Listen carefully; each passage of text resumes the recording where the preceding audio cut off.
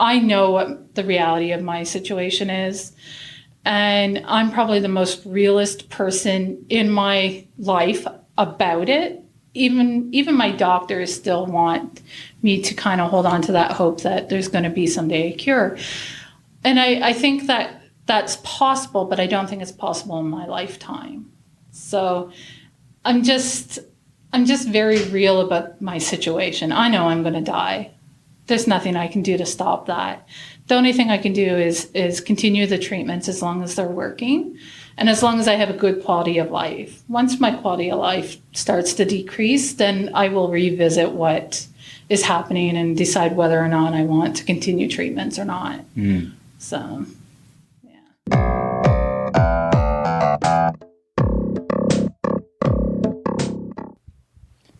Hey there, it's early in the morning, so I'm kind of whispering as to not wake anyone up. But this episode is brought to you by nobody because there's no sponsors. This episode is brought to you by our new coffee maker, which makes good coffee. You're listening to the Curious Jord podcast, and on this episode I get to talk to Mindy, who has stage 4 metastatic breast cancer. I've always wanted to do an episode like this, and I was so excited when Mindy reached out to me. She was a real open book. She's brave as shit. Have you ever wondered what it's like to not have eyelashes? Well, we get into all that stuff. I asked her anything I could think of, and she was totally open. And I really appreciate her for her honesty and openness and taking the time. So without further ado, we'll just get into the episode. Here is Mindy. Cool. All right, we're rolling. Okay. I'm here with Mindy. Hi. Thanks for coming out again. Yeah, no problem. Thanks for having me. Yeah. It's so weird when I actually meet someone from the internet. Yeah. Doesn't it feel surreal? It's very odd. Yeah. I actually met my husband online. Okay. Yeah, we started out as like plenty of fish. Oh, nice.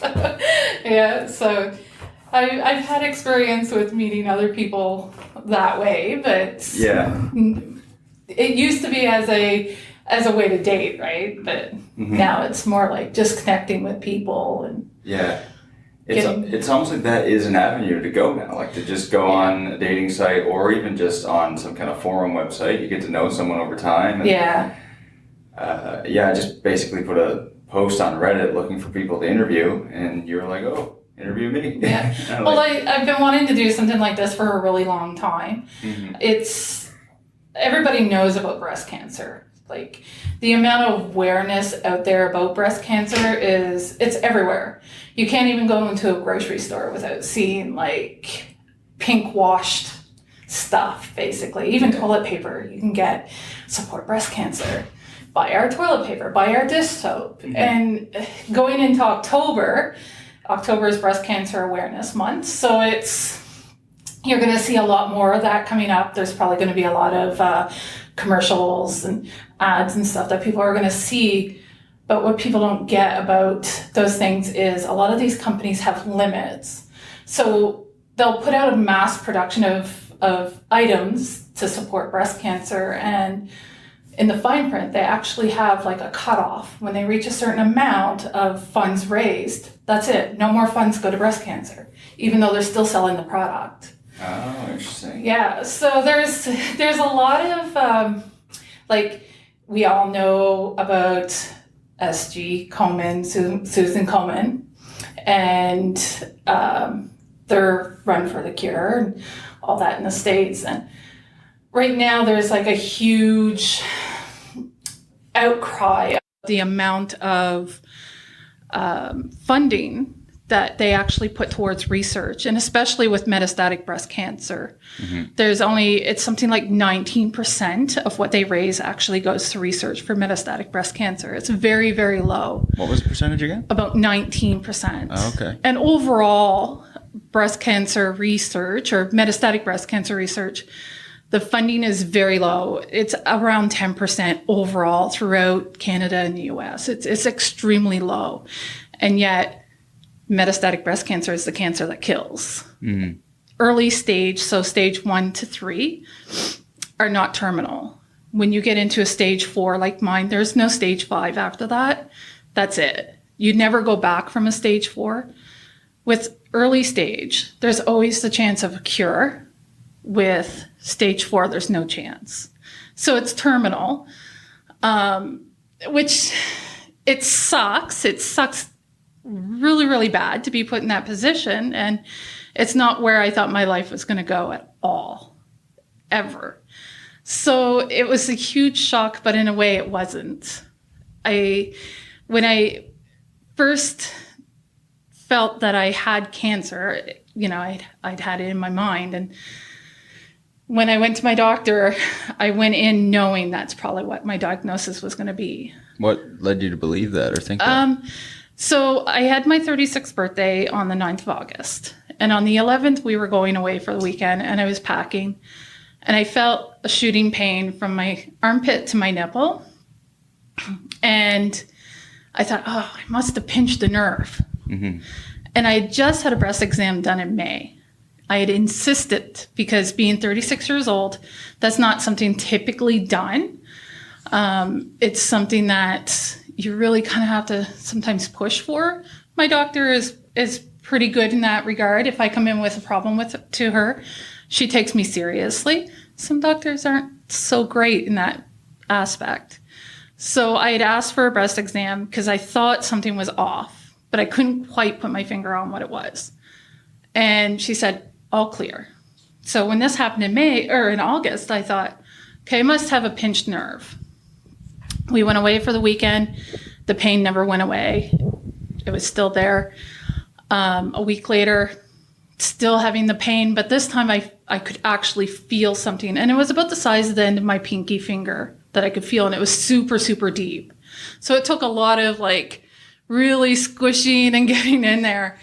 And then I thought, okay, maybe it's a cyst. That's pretty typical for a woman my age. So I left it. And 2 weeks later, it went from the size of a pea to almost a ping pong size. Oh, wow. So it grew very fast. So I knew when it started to grow that this was not going to turn out in my favor in any way. So I went to my doctor, and she felt it and immediately said, yeah, you need to go for an ultrasound and a mammogram. So the following week, I went for my mammogram and my ultrasound. And the girls, our technicians here, are pretty good about getting stuff off the screen so patients can't see it until the doctor has a chance to see it. I was a little bit quicker, and I actually seen my mammogram on the screen. And it looked like a dandelion that had went to seed, and the wind had caught part of it. So I'd had this mass and then all these specklings. And it turns out all those specklings are actually other tumors. Oh, so my God. I had a big primary tumor and then a couple of smaller ones. And then I had all these throughout the breast tissue. So I knew 100% that this is what I was dealing with, is going to be breast cancer. And it sucked. I wasn't shocked by it. I was angry, but I wasn't shocked by it. So when my biopsy came back with that confirmation, it was, again, I was not surprised at all. In fact, I said to my breast surgeon, I said, okay, I cried, of course, but I said, okay, what do we do now? Let's just get this over with. And I was told that this was going to be a small blip in the grand scheme of things, and that in a year I'd be back to doing what I was doing. So at the time I was in college, I was studying to be a medical lab assistant and a phlebotomist. I've always had this deep interest of the medical side of things. So even as a small kid, I was reading home journals about different illnesses, childhood illnesses and stuff. So I had a bit of a background in it. And so I was very down, let's get it done, let's get on with it. And that's not at all what happened. So it took a huge detour. And okay, well, we can talk about the detour as well. I mean, we got lots of time. Did you have a history in your family of cancer? Is that why you kind of suspected it, or? So I have no history in regards to parental or any of my aunts. So I come from a very large family. My dad's one of 14. My mom has 2 full sisters and a half sister and a brother. So I have a large amount of family on both sides. So it turns out my grandmother, my maternal grandmother, had kidney cancer. My aunt, my maternal aunt, also had a type of kidney cancer. And on my dad's side, there was some cancers. There is a set of cousins who are sisters, and I think 3 of the 4 of them had some form of breast cancer. But what I learned from the IWK, from the genetics, is that it doesn't have to be a direct mother to daughter, father to daughter. It can be distant relative. I did have the genetics done, and it came back as nothing showing as being hereditary. So for me, along with the vast majority of people, we don't know why. We just know it's there. So it's something like 5 to 10% have the genetic gene, the BRCA1 and BRCA2. 90% of cancers are what I've had, which is ductal carcinoma. So there's ductal and lobular, which are the 2 main ones. And then there's like a whole subset of other cancers. So there's triple negative, and there's inflammatory, and there's one that involves just the nipple. So there's a whole subset of other breast cancers. But what made me think it was I'd had a series of other things happening. I'd had things happening where I felt like I was going to pass out. I was having issues with fatigue. I just generally didn't feel good. But leading up to my diagnosis, in the couple of months leading up to it, I felt perfect. Like, I felt the best I'd ever felt in my entire life. I had been losing weight actively, and I was in a position where I felt like the world was finally where I needed it to be. And then it got blown to smithereens. Yeah. So. Throwing a curveball is a severe understatement. Yeah. Yeah, absolutely. So you said that you thought, like, you're kind of coming at it, when you heard the diagnosis, you're coming at it from a very rational, like, okay, we need to put some steps into place. Let's start doing the steps. Yep. And then you said that, no, that didn't, the detour happened. Yeah. What was the wrench in the gears? So the plan was I was going to do 6 cycles of chemo, surgery for a mastectomy, and then radiation. And the first 3 cycles of chemo is a type of chemo called FEC. So it's actually 3 different chemos that they do all at once. Is that an acronym? Yeah, it's, I couldn't actually tell you the exact. I do have it in my binder if you want to see it after, but it's 3 different chemos, all given at in one day. So it's about a 3.5, 4 hour process. One of which where the nurse actually sits with you and physically pushes the medication. And that one is a very red, fire engine red. They call it the Red Devil. Oh my God. So that's ominous. Yeah. And they had said that to me, and I was like, oh God. What is it exactly? So chemo attacks fast replicating cells. The thing with chemo is it doesn't know the difference between a good one and a bad one. So it attacks all fast replicating cells. So that's why you lose your hair. That's why people get mouth sores and have GI issues, because all those cells are fast replicating from your mouth down to your anus, basically. Your eyes, everything, inside your nose, your hair follicles, all of those are fast replicating cells. So it attacks everything.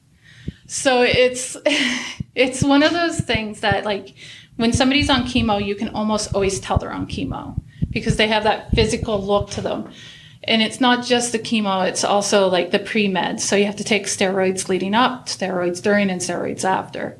Then there's injections for some people that they have to take to increase their blood counts to help boost their immune system, basically. For me, that was the worst of the chemo. I didn't care about my hair. I didn't care about the fact that I felt sick. There was medications to help with that. What couldn't help was the aftermath of getting the Grastafil injections. So for me, they would send my stomach into a spiral. And there were days where like going to the bathroom 15 to 20, 30 times. I went through like a Costco box of Imodium in 48 hours. Wow. Because they just said to me, we know what's causing it. Every time you have to go to the bathroom, take an Imodium. And so it was like, every 20, 30 minutes sometimes. Yeah. And like, I've been through labor twice, and a lot of the times it felt exactly like having uterine contractions, like labor contractions. It was very, very painful. And the first like 3 or 4 days of chemo was just horrible. Then you have like a lull in it where your immune system completely bottoms out. So you're at your riskiest for developing or catching viruses. So that's usually from like day 5 to about day 11 thereabouts. And then you have about 5 to 7 days of good days where you almost feel like yourself again. And then you have to go again. Wow. So I did my first 3 rounds, and then I was having neck pain. And so they sent me for a CT scan. Then I completed my 4th round of chemo, which was a new type of chemo, and it was docetaxel. And with that one, it causes bone and joint pain. And the first night I come home, it was okay. And then it hit the next day because it takes about 24 hours for it to actually start. And I actually ended up waking my kids up because I was crying so bad from the pain. And there is a medication you can take, it's gabapentin, that tends to ease that, but they try not to have you take it until you actually have the bone pain because they don't want to be proactive, they want to just be reactive to the stuff. In the end, for the next 2 cycles, I actually ended up taking it before because it takes 3 days for it to build up in your system. Mm-hmm. So I took it 3 days prior and then took it for 5 days or so after. And that got me past the worst of the bone pain. Mm-hmm. But they had sent me for the scans. And on the 15th of February, they told me that they had found Mets on my spine. So Mets are basically tumors. And how that happens is the cells from the primary tumor somehow break away and travel throughout the system until they find a spot that they can set up shop, basically. And then they grow there. And for me, it happened to be my spine. For other people, it could be liver, brain, lungs, sometimes skin and stomach. At that point, that's when it becomes not curable. It's in the system. There's nothing they can do other than provide you with targeted treatments, which is what I'm on now. So my targeted treatments are Herceptin and Zometa. So the Herceptin tells my cancer there's a protein on it that tells it to grow really fast. Are these infusions or is this pills? Yeah, they're infusions that I get at the hospital. I have to go every 21 days for the Herceptin and every 3 months now for the Zometa. Okay. At one point, it was every 28 days for the Zometa, but I asked that because there's a lot of side effects that can have as well. It can cause osteonecrosis of the jaw, so your jawbone will die and actually start to break away. For me, it causes joint and bone pain, even though it's actually a bone. It's to pull calcium back into my bones and make them strong again. Mm. So it's one of those ones that sometimes I don't want to go for it because I know I'm going to have a really rough time following it. And then other times I'm like, okay, I know I have to because it does 2 things. It rebuilds my bone, but it also prevents calcium from building up in my blood system, in my bloodstream, which can be very detrimental as well. Yeah. So I see you have hair now. Mm-hmm. So I've got lots of hair now. Yeah, that's great. So at what point is there an official end to the chemo treatment or where it becomes non-effective and it's not worth the repercussions and the symptoms, so you stop, or is it?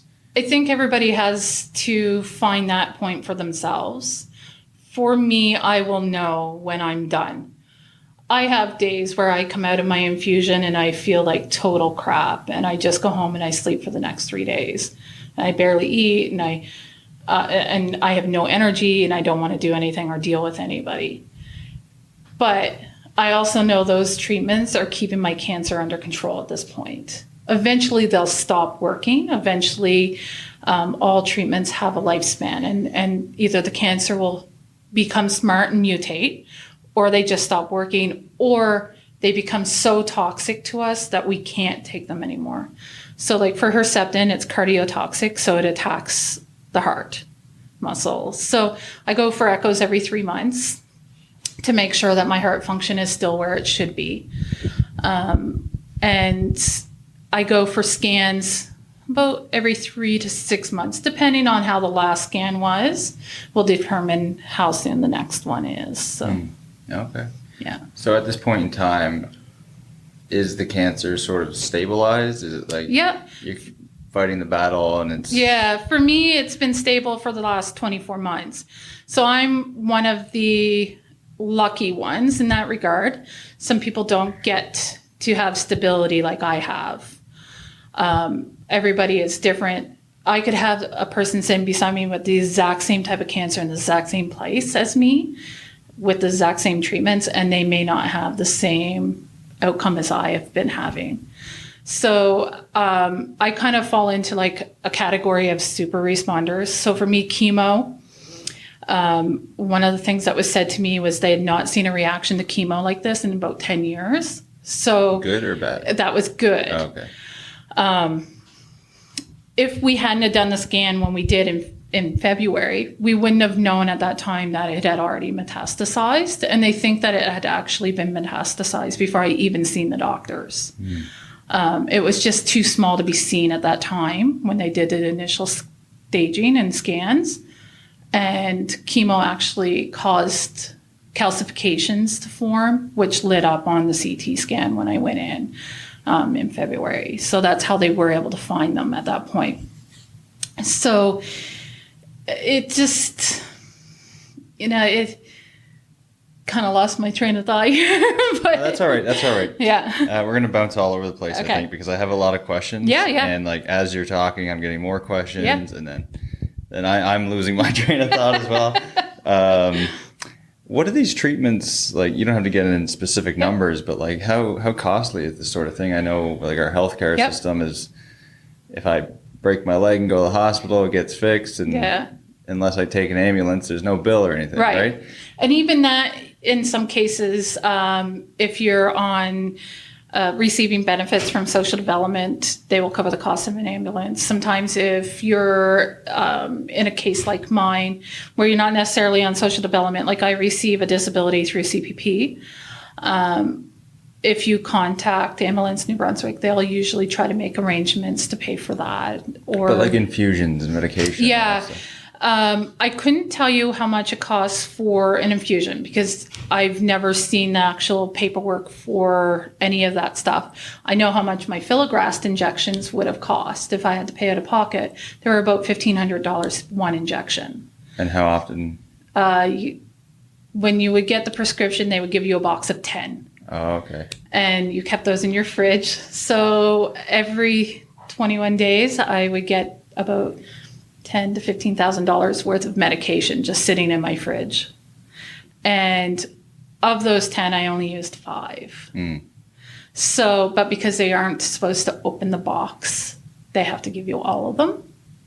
So sometimes I felt guilty because it was like, I know in other provinces, this medication isn't necessarily covered. And so people are struggling to actually find the money to pay for these medications. Whereas in New Brunswick, it's one of those things that's covered. If something's being given to you at the hospital, it's almost always covered by Medicare. If it's done at home, then they try to find a way to make sure it's covered. So I'm actually got coverage through the NB drug plan. But a lot of my medications I have to have a special authorization for in order to have it actually covered through NB drug plan. So, all right. Yeah. Cool. Let's hop on to some questions here. Sure. When you were given your initial diagnosis, I guess you were stage 2. Yep. when you first found out. So at that point, there was it's not terminal at stage 2, right? Yeah. When it did become terminal, was there a specific amount of time? Like, did you get that from your physician? Or I knew those numbers going in. I knew what metastatic breast cancer was before I even had my initial diagnosis, just because I like to research things. So I already knew.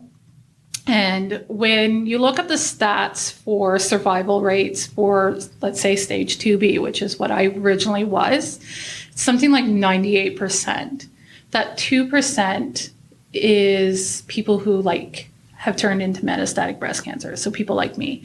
So when I die, my death will be recorded as a stage 2B with distant mets, and not recorded as a stage 4. So the stats are a little bit skewed. Why do they do that? I know you mentioned that to me. There's in one of our no messages. real registry for it to actually keep track of the deaths. So when they do record it, they record it as whatever your stage initially was. And then if there is a small set of people who with metastatic breast cancer, it's 5 to 10% of people with metastatic breast cancer who are metastatic de novo. So they are the ones that go into their doctor's office, get their diagnosis, and they're immediately a stage 4. I would have fallen under that category if they had seen my mets back in October. And between October and when I was diagnosed with it was only 4 months. So I'm just outside, because I do believe it's 100 days from initial diagnosis where they can actually consider you, they can change that a little bit. And I just fall outside of it. So I'm not sure why it's not recorded according to what you die, like what stage you are when you actually die. But we do know that metastatic breast cancer is the only breast cancer that kills. Breast cancer does not kill as long as it stays in the breast tissue. The minute it leaves and goes to other organs, that's when it becomes deadly. So, and there's a lot of, I'm in a strange category because I can kind of relate to what it's like to have early stage breast cancer, whereas a lot can't. But I also understand what it's like to have metastatic breast cancer too, coming from that. And there's a lot of pushback from some early stage people because we're a reminder of where they could be. So what do you mean by pushback? I've heard stories about people, like women with metastatic breast cancer, going to support groups and being asked to not to come back because they take away hope. Wow. Yeah. So, and it's very unfair because, for me, there's not a whole lot of women in this area who have a similar diagnosis as I do, who are of my age. So I'm in all these little boxes that I don't really fit into. So the support for me is not as great as, say, somewhere in Calgary or in Ontario, where the population is bigger and there's more of us, right? Mm. So, and I don't exactly relate to some of the women who do have metastatic breast cancer because they're much older than I am, and they don't have children at home, and they don't have those responsibilities any longer, right? So it's a really funky place to be sitting, to not have that support, but also to find that community online. Because again, there's not as many of us my age, but there is a lot of us out there. So it's a strange spot to be. Yeah, for sure. Yeah. What are some misconceptions about stage 4 cancer, breast cancer that people might have that you always are rolling your eyes or thinking that's totally out of lunch? You look so good. There's no way you can be sick. That's the biggest one I get all the time is, oh my God, you look so good. I would never know that you had terminal cancer. And part of the reason for that is because when you have early stage breast cancer, you're going through active chemo. And those active chemos have very outward appearances. You have moon face from the steroids. you're losing your hair, you're nauseous and maybe vomiting a lot. You have GI problems. So it's you're fatigued, you're pale, it's very obvious. Somebody like me who's now 24 months into this, my target treatments are more inward. So my external looks fine.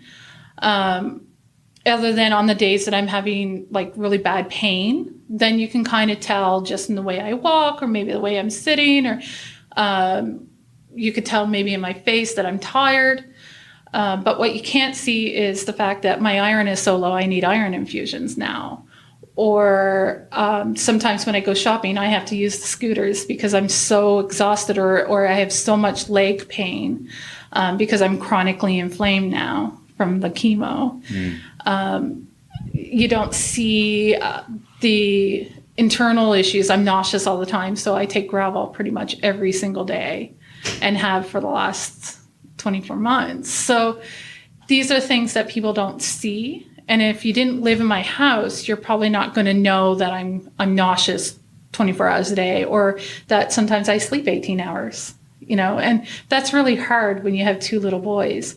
So one of the things that I've done to kind of counter that is we actually moved our bed to the living room. So our living room has our couch and my queen size bed. And it's odd. And I know some people come in and they feel uncomfortable with the fact that there's a bed in my living room, but they don't have to live in my house and they don't have to deal with my 2 little boys. And it gives them an opportunity that if I'm asleep, they can get up in my bed and cuddle with me and watch TV. And it doesn't disrupt me. And I'm still getting to have that time with them, and they're still getting to have that time with me. So for me, yeah, it might make other people uncomfortable, but it's what works for us. How old are your kids? They are 9. My oldest just turned 9, and my youngest is turning 7 in October. Oh, okay. Yeah. So how do they perceive what you're going through?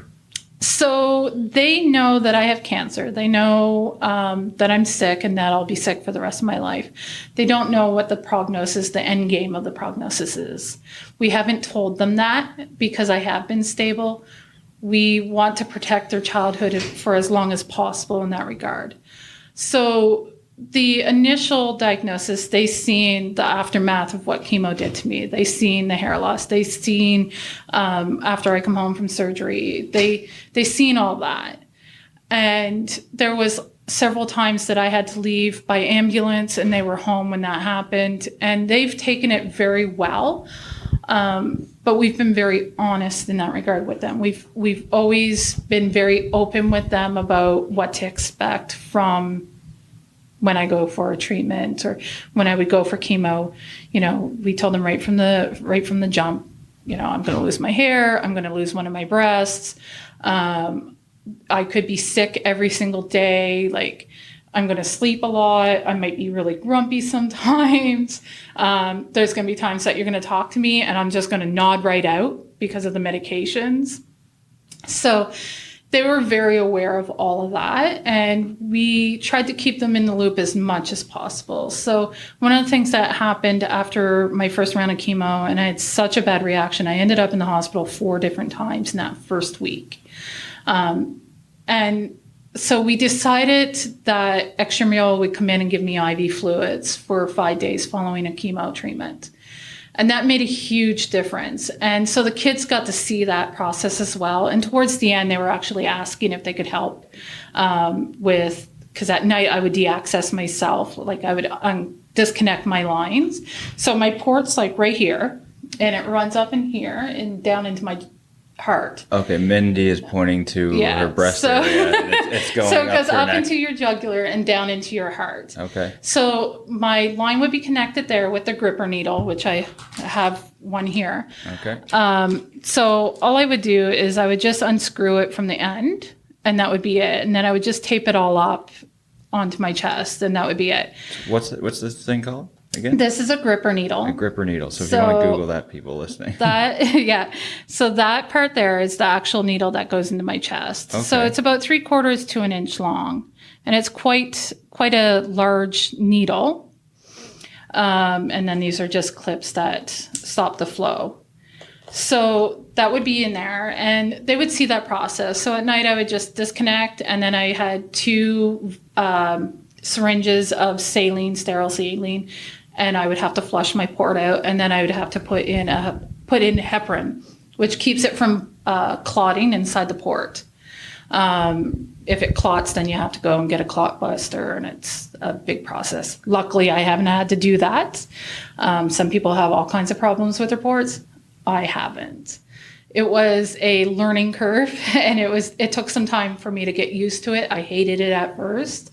Now, if I have to go to a merge, I will ask that they access my port rather than trying to put an IV in me, because this takes about 30 seconds from access. Once they've done this cleaning, like they have to go through the whole process of sterilizing the area and all that, as opposed to trying to find a vein on me, because now my veins, because I'm chronically dehydrated and all this other stuff, it's very hard for me sometimes to even give blood for my tests. Okay.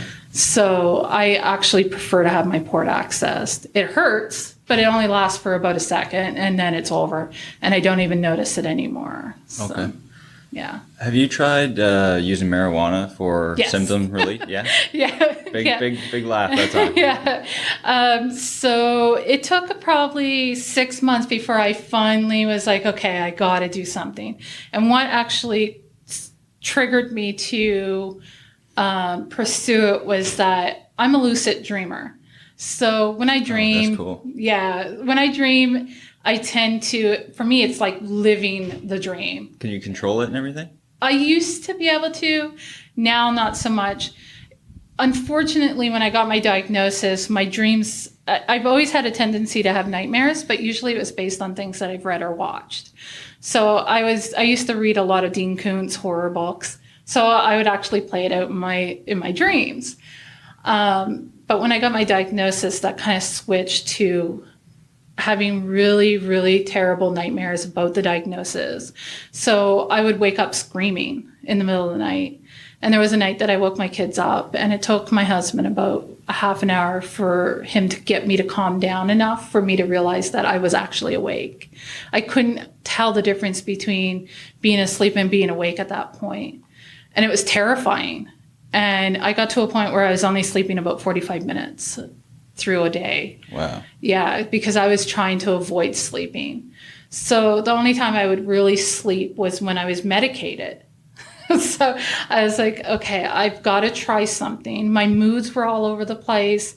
I was having pain. And one of the things that I insisted that I didn't want to have happen was become dependent on narcotics. But when it comes to the marijuana, I actually use oils. So in the morning, I take CBD oil only. And that helps with my moods. It stabilizes my moods, helps decrease my anxiety. It doesn't really do much for pain for me. I can't speak for other people, but for me, it doesn't really do a whole lot for the pain.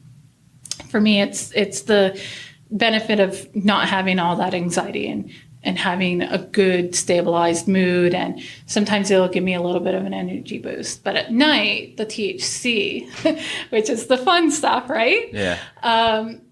It will knock me out. Okay. And I stop dreaming when I take it. Do you do like an edible or something, or do you smoke I it, just or? take straight oil now. Okay. I did start out with, before everything was legalized and before I actually could get into the doctor to get a real prescription for it, I was actually ordering it from an online company.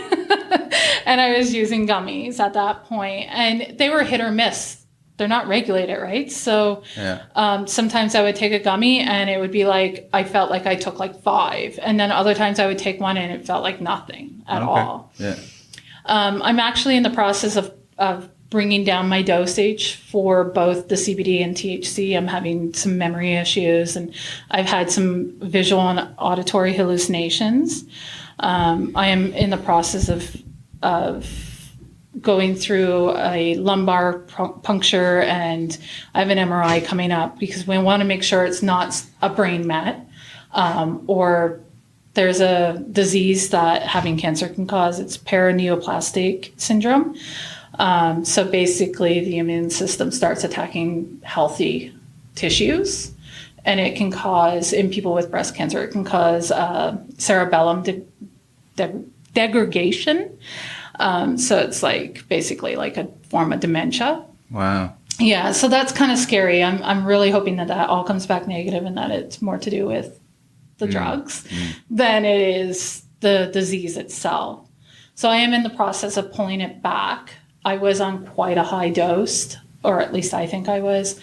They recommend when you first start that you take like 0.25 mils of oil, which I was taking 0.9. So almost like 10 times what the recommended dose was. Yeah. So it comes out to about 21 milligrams of pure THC I was taking every night.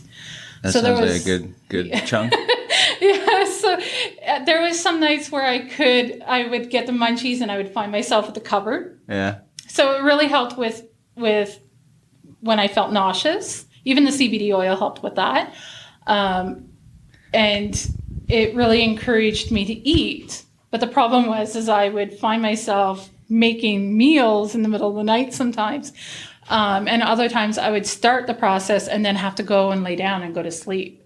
And my husband would come out and find like stuff out on the counter. Just like half a sandwich somewhere. Yeah, so it's been an interesting, and like the first time I took it was through the day, and my kids were home, and I remember my husband had made me toast and eggs, and I was trying to eat this toast and eggs, and I started laughing at the toast and eggs. And my youngest was like, oh, this is funny. So he started like making little jokes. And then it got to the point where it almost scared him. He started to cry and he's like, I don't really like you like this. And so then, of course, I started to cry because you get really empathetic too, right? Yeah. So it was kind of I was like, all right, this is something that I have to reserve until after my kids are in bed. I keep everything locked up really well so that they can't access any of that. I'm very careful in that regard. And Okay. I'm careful about like, sometimes I try not to talk about the medications I'm on just because I'm always afraid of like the wrong person hearing that stuff. But I think it's also important that people realize that these are things that we have to deal with. These are things that we have to do. And I'm not necessarily doing these for the fun side effects, although those are great. A little bonus. I will Stress admit relief. I enjoy, for me, it feels like I'm being wrapped in a nice warm blanket. I get like this nice calming feeling and I feel very protected. And I can go to sleep knowing that I'm not going to wake up in the middle of the night screaming my face off or crying because I've had a terrible nightmare. Yeah, a little side note too. I wanted to say there's a difference between CBD and THC. Yes. CBD is more for pain relief and like leveling you out, but it's not like the fun psychoactive that THC is. So to have CBD in the morning is reasonable, or have it anytime, but the THC is better for nighttime for you. Yeah, absolutely. Don't go laughing at the eggs or anything. Yeah. And I don't, I haven't driven for at least 1.5 years because I don't trust myself anymore. I don't have the attention span I once had. And there was an incident where I almost got into a car accident and I was just like, this is it, I'm done. So my husband drives me everywhere. Yeah. Great. So.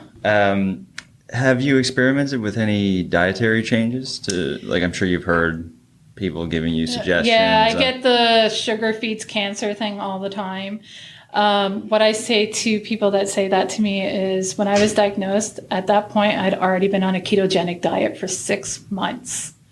I had had success with that diet. I had lost 50 pounds with that diet. My sugar levels were well controlled. I've never been diabetic. And I voluntarily tried that diet on my own, and I quite enjoyed it. And when I went on to chemo, I tried to maintain that diet, and I just couldn't. When you're on chemo, there's days where the only thing you can eat is what your body is craving. So for me, some days was rolls and peanut butter. other days was Subway. So it was one of those things where you have to be able to tolerate it too. And I just couldn't stomach it anymore. Tolerate the food from keto? Yeah, like the fat content was just way too high for me. I tried to do keto, and I kind of had similar results as you. It wasn't that significant, but I felt better. I was losing weight. Yep. But it's hard, man. Yeah. It's very hard. I loved it. I enjoyed being on it. I'm very much a carnivore anyway. So for me, it was a very easy transition to go from eating whatever I felt like eating to eating a high-fat, low-carb diet. It was extremely easy for me. The thing I struggled with was bread, but... That was mine too. Like, yeah, and after a while, I was like, I can't do it. I'll be fat and have the bread. Like, well, now I'm of the mind that, you know what? I'm dying anyway, so I might as well eat whatever the hell I want. I wanted to ask you that too. Do you ever think like maybe I will try heroin or something? I actually said to my husband, and I've always said this, that if I ever developed a terminal illness, I was going to try every hallucinogen that I could get my hands on. And I told him this a couple of months ago again. I said, when I'm in hospice and I'm finally on my deathbed, I want to try every hallucinogen I want that I can get my hands on. So I've never actually tried anything other than marijuana.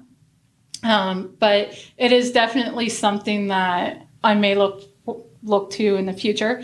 I was looking at clinical trials about magic mushrooms, and the effects that one dose can have on a terminal patient in regards to mood and just general outlook. And they seem to have a better outcome. I mean, in the end, they still die, but they have a better time leading up to it. Sort of making peace with it a little bit. Yeah, and I think I've done pretty well in that regard I know what the reality of my situation is, and I'm probably the most realist person in my life about it. Even my doctors still want me to kind of hold on to that hope that there's going to be someday a cure.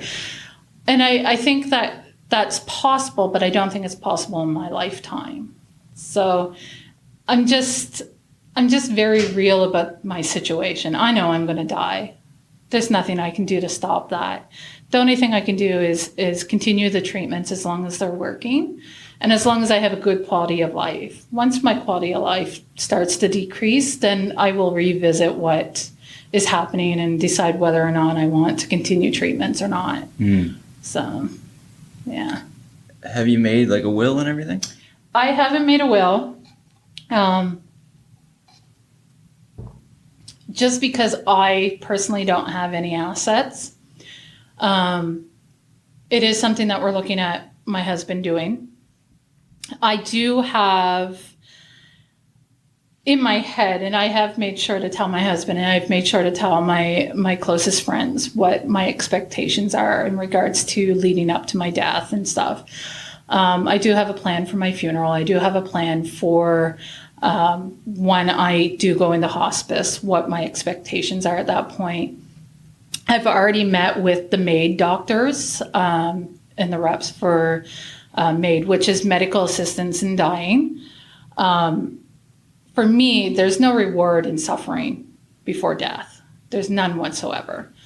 And for me, it's important that my kids go through this process with as little trauma as possible. And so I don't want them watching me wither away in a bed and losing the person that they knew. So I want that process to be as quick and as peaceful for them as possible. And that's one of the things that I do plan on doing. The problem with MAID is that you have to be in 100% capacity mentally to make that decision. So the process is you tell them that you want to go ahead with the procedure. You have to wait 10 days. And then they ask you again, and you have to reconfirm again that that is what you want to do. But in order to do that, you have to be totally mentally capable of doing that. So if there's any degradation in your mental stability whatsoever, they won't process that procedure at all. So that's kind of a tricky, because one of the things that people are running into is they're dying before they really want to, because they don't want to lose that window of opportunity. So they want to be able to give consent. Yeah. If you can't consent, they won't do it, right? So you have to actually be able to consent to that. Is there anything in place where you could say, if I get to the certain point, this person can say yes? No, not with you have the to actually maid. say it. Yeah, it has to come directly from you, and that's one of the things that there was a lady in Nova Scotia was fighting for before her death, was to have that law changed a little bit. They don't want people to go out and be able to make that decision for somebody else, but they want, and we want, I should say, we want the ability to have it legally notarized that this is what we want. When we hit these criteria, this is the process that we want to happen to us, and have that as a legal binding contract, basically, stating, okay, we're at the point where we have to intubate you. You're never going to come off that machine, this is the only thing that's going to keep you alive. For me, what's the point? If I can't talk and hug and feel, I don't want to be alive, right? It just, for me, that's not a life. That's just my body being artificially kept alive. So if I lose that window of opportunity to go ahead and say, okay, I'm done, I'm ready to leave this world, let's go ahead with MAID. The next step would be following my advance directives, which states that I'm not going to be intubated, no artificial nutrition, no IV fluids. Everything is to be shut off and just keep me as comfortable as possible, put me into a medical coma, and let nature take its course at that point.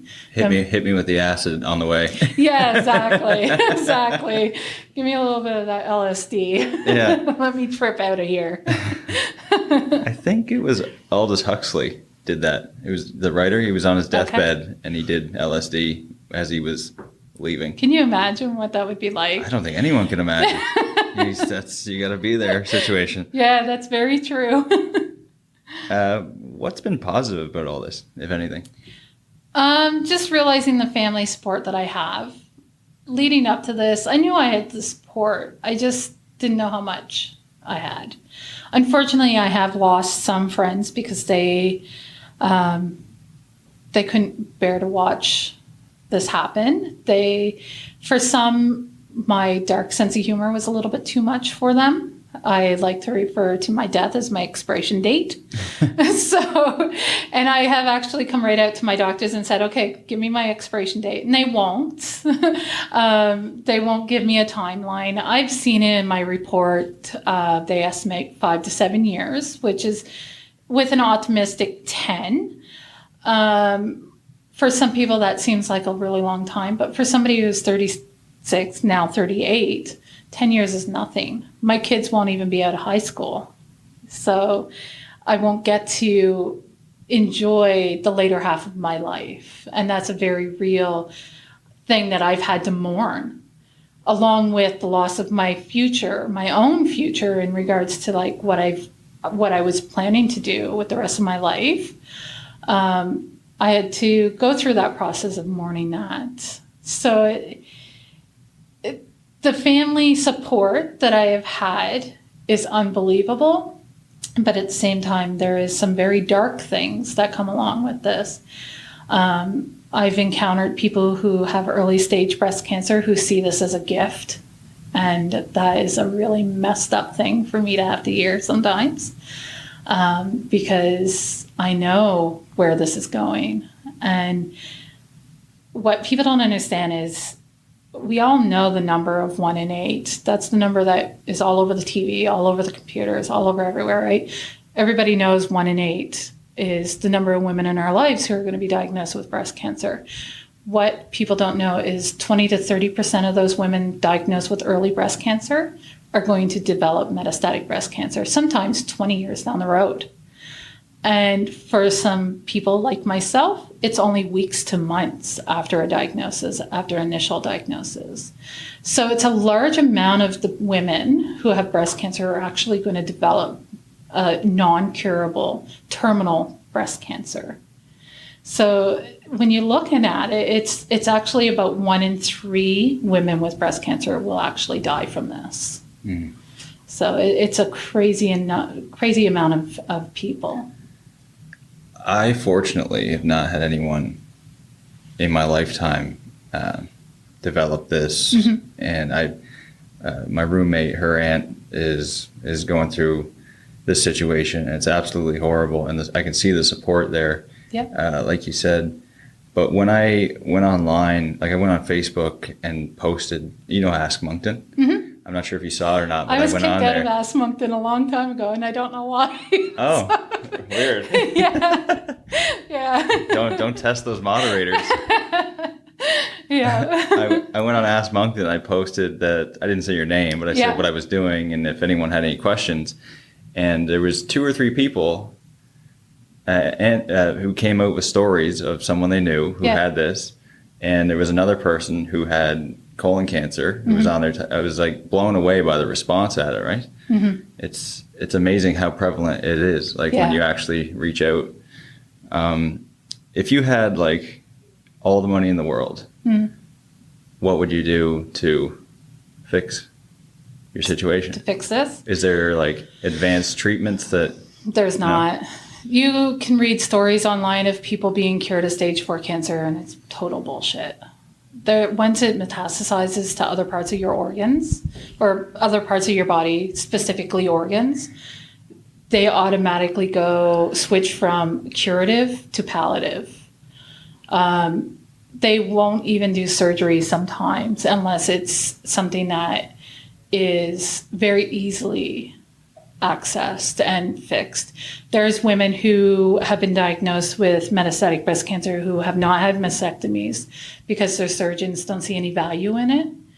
I went ahead with the mastectomy. Some days I wish I hadn't have, because I do have some issues regarding swelling, and I'm really tight through that area. And there was a lot of pain in the weeks and months following it. Now it's not quite so bad. But there is no cure at this point. The only thing that there is the targeted treatments, which will hopefully give you more time and more good quality time. So, and I think that's what most people want, is the good quality of time. If I had the money, I would do everything I could to make sure that my kids are taken care of for the next 20 years. Mm. That's what I would do, quite honestly. I know that they will be taken care of by my husband. I 100% trust him in that. He loves our kids, and he's a great dad. So I don't have to worry in that regard. He will always be there for them. But they already have a hard enough life as it is. Our oldest has autism. He's on the higher end of the scale, so he's high functioning autism. And our youngest has a speech disorder. So he kind of struggles with that sometimes. And then they're going to lose their mom. So, they already have several things stacked against them going into adulthood. And that really sucks, because I know there's nothing I can do to help them in that regard. Mm-hmm.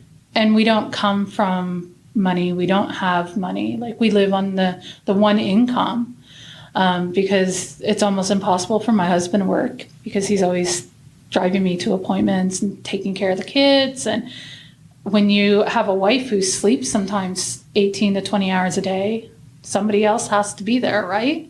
So we manage pretty well.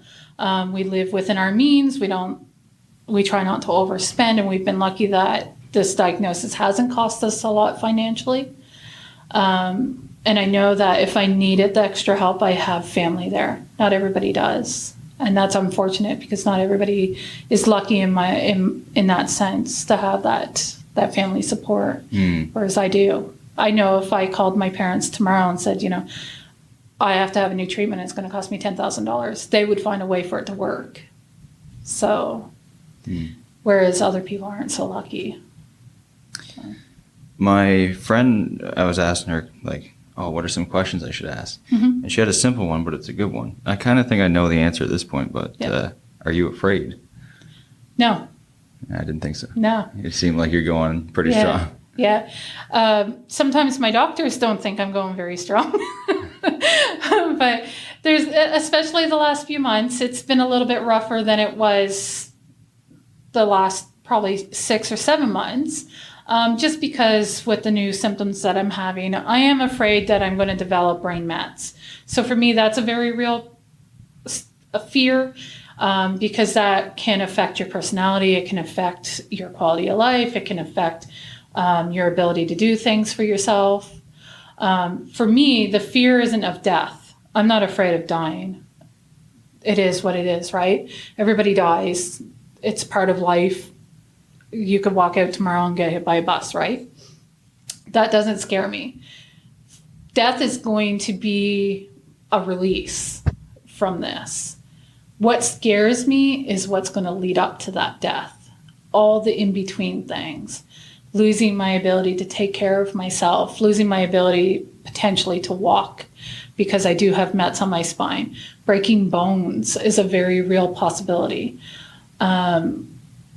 Losing parts of myself. And I mean, over the last 24 months, I've lost parts of myself to this. I've physically lost parts, my breast. I've emotionally and mentally lost parts of myself. I've had to subject myself to things that are very not dignified. Every time I go into Emerge, I have a bit of PTSD in that regard, because crowds of people means germs. Germs can be really bad for me. Even now, even though I'm not in active chemo, my immune system is still shot. So I essentially am open to getting anything and everything under the sun. So if I go into Emerge for something, I immediately start shaking and I can feel the anxiety building. So for me, the fear doesn't stem from death. The fear stems from all the in-between. Yeah. What would you say to someone who was recently diagnosed? Don't make decisions in fear, because I did. And some of them I sometimes think back, if I could have done this differently, I would have. I think if I had have taken a little bit longer and thought about the mastectomy, I would have taken the chance of not having it. That's a part of me that I can't change. I don't care about the way it looks. That doesn't bother me. I look at myself every single day in the mirror. I am very open about it. Sometimes I go out without the breast form in. Sometimes I do. One of the things that happened when I first come home was, as soon as I come home, my 5-year-old said to me, or then 5-year-old said, "Mommy, can I see your boobie?" So of course I showed him, and they've seen it over the years that it's gone. They've gotten used to that. But there's still lots of times where I think, man, was it really necessary? GPS signal lost. Oh. Was it really necessary for that to occur, or was it something that I did out of fear that I was going to, have this spread even further? Because that initial plan was made when I was still early stage. When I had the mastectomy, we already knew at that point that it had metastasized, and it was encouraged that I go ahead with the mastectomy. Just because they do say that there is better outcomes once the primary tumor is gone. That way it's not continuously shedding. But when I got the pathology back and I seen that the chemo had basically obliterated the mass that was there, and there was no detectable cancer whatsoever, not even in the lymph nodes, I felt a little bit cheated because I thought, did I just go through this procedure for nothing? So I would say, take time to think about your choices. Don't take too long, but make sure it's right for you. And what I tell anybody who is facing chemo is this: if you were on the second floor of a burning building, you have 2 options. One is to jump and one is to stay. If you stay, the fire is going to take you. If you jump, you know you're going to get hurt, maybe a few broken bones, might bump your head. It may kill you, but you have a better chance. You know you have a better chance. And for me, chemo was that. Chemo was the jump. Cancer was the fire. I had no choice. I don't regret chemo at all. And if they told me tomorrow I had to go through chemo again, I would do it 100%. One of the things that I did do is I opted not to get radiation. They recommend radiation for almost all cases of breast cancer. For me, I just found out that I was going to die. And the stats state that when you're diagnosed with metastatic breast cancer, you have a chance of survival of 22% for 5 years. Mm. The average lifespan of somebody with metastatic breast cancer is 26 months. I'm going into my 24th. So I think part of my mood issues and the reason why my doctors feel that I'm not handling this so good is because I am coming up on that anniversary, but I'm also coming up to that deadline of 26 months. And for me, you know, it's one thing to live my life in 3-month increments, but when I hit that 26-month mark, it's like, where do I go from here? Now I know I only have 22% to make it to 5 years. And that's even harder, because at first it was like, okay, got to hurry up and do everything we want to do because we know that. And I remember my doctor calling me, my family doctor calling me about 3 days after that diagnosis and saying to me, Mindy, I'm going to be very honest with you. You need to plan for 2 years. Hope for 5, but plan for 2. Your husband is going to be a single dad, and you need to make sure your kids are taken care of. And that was very hard for me to hear, but I was very grateful that she was so blunt with me, because at that point, everybody was just kind of wanting to sugarcoat it and saying, you know, you're doing really well. And even now they still say, oh, you're doing so good. You're doing really well. And I know that, but I also know that I could go for a scan tomorrow and suddenly have 3 mets in my liver and 1 in my brain, because it happens so fast. So it's living, I sometimes feel like I'm living on a fence where 1 foot is in the living world and 1 foot's in the death. And that really messes with your mind. So there's been times where my doctors have seen me in a full-on meltdown. And it's not because of the situation per se. It's all the things leading up to that day or that event that's just kind of built and built and built, and now it's coming out.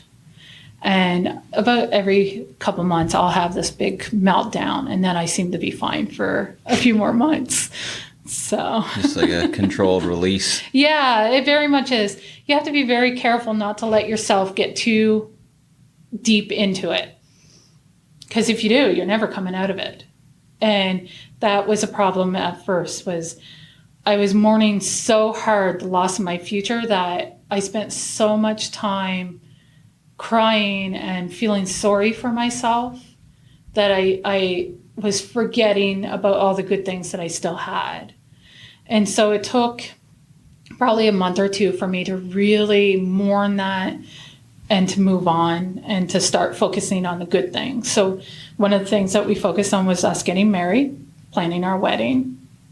And then we did a trip to Newfoundland in July, this past July, nice. Which was amazing. I just moved from Newfoundland. Yeah, I'd read that. And I absolutely loved Newfoundland. And coming back from Newfoundland was very difficult for me.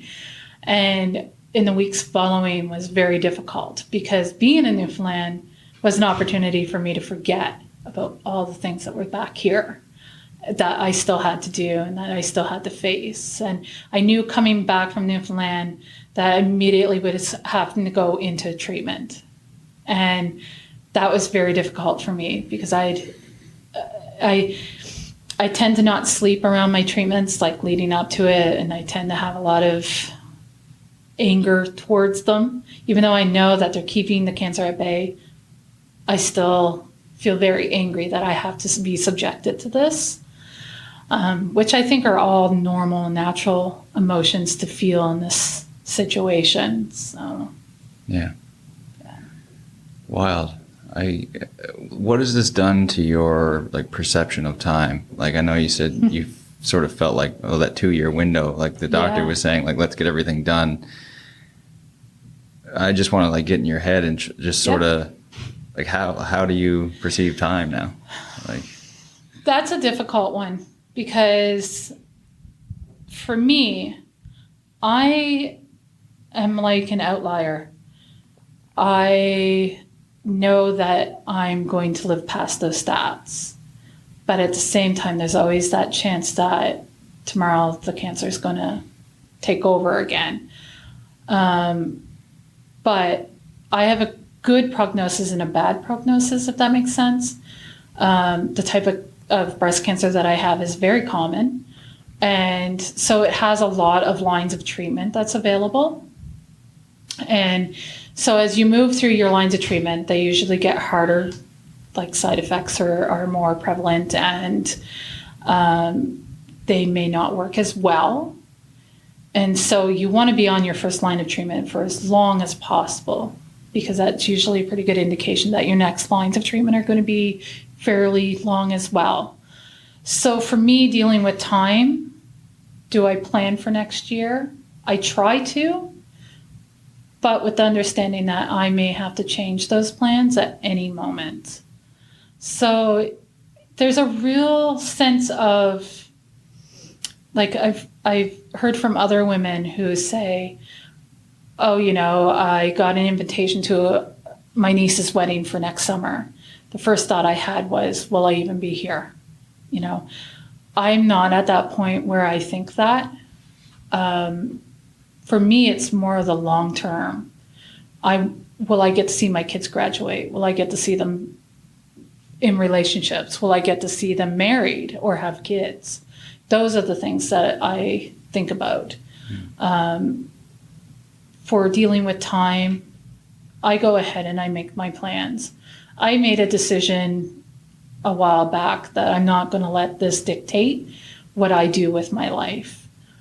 It does have an impact on my ability to do certain things, and I've had to adjust for that, but I still make it a point. Same with treatments. For a very long time, my life revolved around whether I could do something based on when my treatments were. Now I say, you know what, I'm going to go ahead and do this, and my treatment can wait, because I may never get that chance to do it again. So for me, even though the treatments are very important, I feel like there's always that little bit of a window that I can push. So, and I take advantage of that whenever I can. So. Do you feel like the cancer is like an evil inside of you, like, or darkness, or? For me, it's kind of, especially in dreams, it manifests as mushrooms. Weird. Oddly enough, yeah. So I've had dreams about mushrooms growing. That just gave me chills. Yeah, I've had dreams of black mushrooms growing out of my back, or growing around me. I've had dreams about being buried alive. So for me, it's like this black thing that lives inside of me. And it's funny because when I was pregnant with my oldest, I had a lot of anxiety because I had had a miscarriage 6 months before that. And so I had a lot of anxiety. And after he was born, I always said to my husband, I always felt like there was this dark thing just waiting to snatch him away from me.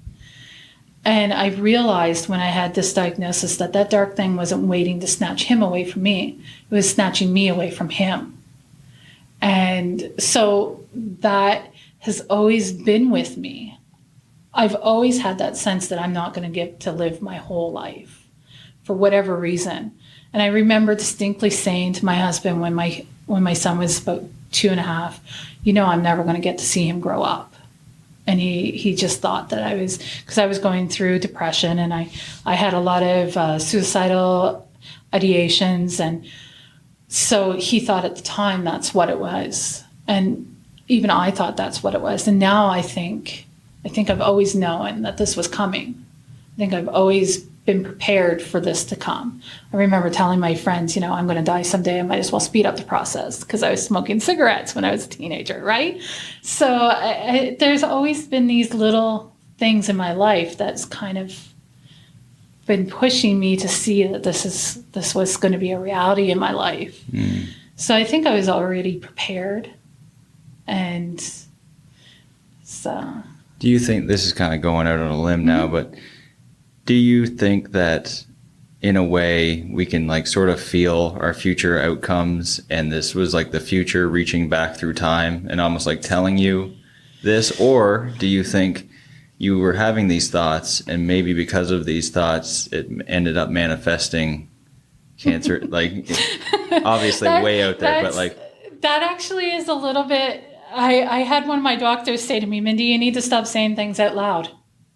And because when I first got my stage 2 diagnosis, I had just finished round 3, and I seen my family doctor, and I was basically in a mental spiral that day. And I said to her, I feel like I'm torturing myself. Why am I doing this? What is the purpose? I said, what do I do if this doesn't have the outcome that we want? And I said, I really feel like this is not going to turn out to be the best situation for me. And I said, I sometimes I feel like I just want to stop this because I don't see the point in continuing. And this is before I knew that it had already metastasized. And I think part of me already knew that. And I do remember saying to my husband in that first week of chemo, like, I think this is futile, that this isn't going to make a difference in the overall outcome for me. I think I'm still going to die from this. And he's always been the optimist, and I've always been the pessimist and the realist. And so he's always been, and he still maintains a very positive attitude towards this. And so he's always the one that's saying, you never know, Mindy, you never know. You need to just keep pushing forward. He will never force me to continue treatment. When I tell him that I'm done, he will absolutely 100% respect that. We have very good boundaries in that regards. And I trust 100% that he's going to follow through with what I ask for in my directives, in my advanced directives, that there will never be a time where he's going to say to me, I want you to continue fighting. He will say, okay, are you really sure this is what you want? And if it is, then let's start the process. So I do think that somewhere along the line, something has been telling me this was going to be my outcome. Do I think it was like a future life or past life? I don't know. I always maintain that I'm an atheist. But I'm an atheist who believes in ghosts and aliens. One of those. Yeah, so I would say I'm more agnostic. I think that there is something greater than us. Do I think it's an overall God? I don't know. Do I believe in heaven and hell? Not really. But I do think that we do have the ability, like that we do have spirits, and that we do have the ability to move through space and time and all that. I mean, you'd have to really have deep faith to not believe that there's something else, right? Like, I don't know. I think I just always knew I was going to die young. So I came to terms with that a long time ago. So I don't know what to say to that. I mean, it's like I almost want to say, well, that's good that you thought like that, because you seem confident and like you're going into it strong and brave, as they would say. Like, but at the same time, it's like, well, that is kind of morbid and dark, Yeah. So it sucks to have that mindset, but at the same time, it doesn't hold me back. Like, I have more anxiety about what's happening in the world right now, with like the things that are happening in China and with the environmental stuff and with like the ISIS thing and all that. I have more anxiety about that than I do about my impending death. As odd as that sounds, I have more anxiety about what my children are going to grow up into than I do about what's going to happen to me in 5 or 10 years. Like, it's crazy. Yeah. So, Do you have like some stuff on your to-do list and you look at it and you think, I'll be dead. It doesn't matter anyways. some of the things like the environmental stuff, sometimes I think, I'm probably not going to be here for any of that. But then I think my children are. Exactly, yeah. Like, something has to be done. Our world's dying. I know that. Like, you'd have to be crazy not to see it. Things are changing. The world is not what it was when I was a kid. Like, the things that our children have to worry about now is ridiculous. I don't remember worrying about this stuff when I was a kid. I remember going through the reuse, recycle, and repurpose thing and knowing that, we shouldn't throw trash outside. Now they have the weight of the world on their shoulders, literally. So, I always think about the old George Carlin bit where he's like, the world's going to be fine, like people are screwed. Like, yeah, exactly. The world will still be here. It doesn't necessarily mean that civilization will be. No, we're clearly the problem. Yeah, exactly. Yeah. All right, Mindy, that was awesome. Okay. I know you have a Facebook page. Did you want to tell people about that and promote that, or? Sure. It's Mindy's Life with Metastatic Breast Cancer. And it's basically an online diary of what's happening. I do update on a regular basis, especially after I've had an appointment or had an infusion done. I like to give a little bit of an update as to what's happening with that. Sometimes I go on there and I rant. Sometimes I post pictures that may or may not upset people. My mom has asked me to stop posting pictures while I'm high. So it's like you're 15 or something. Stop posting pictures when you're on drugs.